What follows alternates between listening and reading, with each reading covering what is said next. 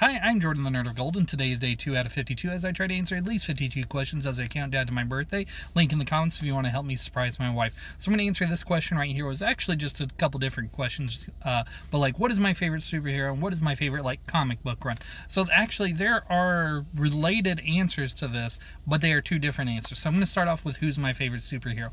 I have a lot of love for a lot of superheroes, but I can't deny that Superman is my favorite superhero.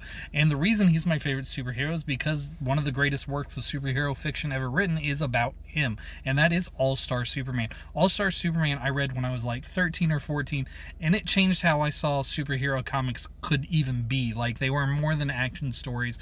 It could be like something approaching a spiritual level of reading, and that was just not something that I had expected out of superhero comics when I was getting into them just a couple years ago at that point.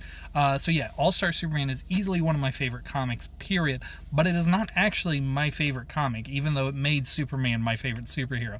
The reason it's not is because Grant Morrison, the author of All-Star Superman and one of the highest or the greatest living Superman author, in my opinion, wrote JLA a few years before that, and that stars Superman pretty heavily, and it is so good.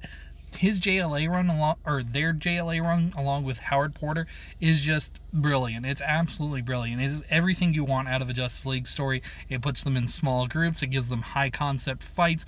Every story is like short and sweet, and everything is like maximum stakes at all time. You never lose the drama, even when crazy stuff is happening on the page. And Howard Porter's art is clean and straightforward. I know there's some people who may not consider him to be one of the best artists in the industry or whatever, but screw that. Howard Porter's art on JLA rules. I love it so much. But yeah, JLA it's so good. Every time they're fighting someone, they understand it's the potential end of existence if it requires all of them to fight something. And you feel that when they come to confront threats. I mean, Superman wrestled the angel who thought they would win where Lucifer failed. Superman wrestled the angel who thought Lucifer was a loser.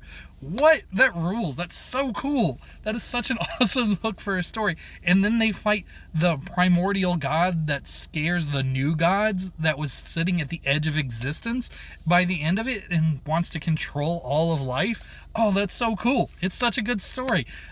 They're powered by an anti-sun, and Superman just like absorbs it because he can absorb solar radiation. Oh, it's so cool. I love everything about JLA. Crisis Times 5 is easily one of my favorite stories. The JLA team up that happens during that rules. I love watching Alan Scott and Zariel try to figure out what's happening to the Spectre because something's attacking the Spectre. Anything that can attack the Spectre is majorly dangerous.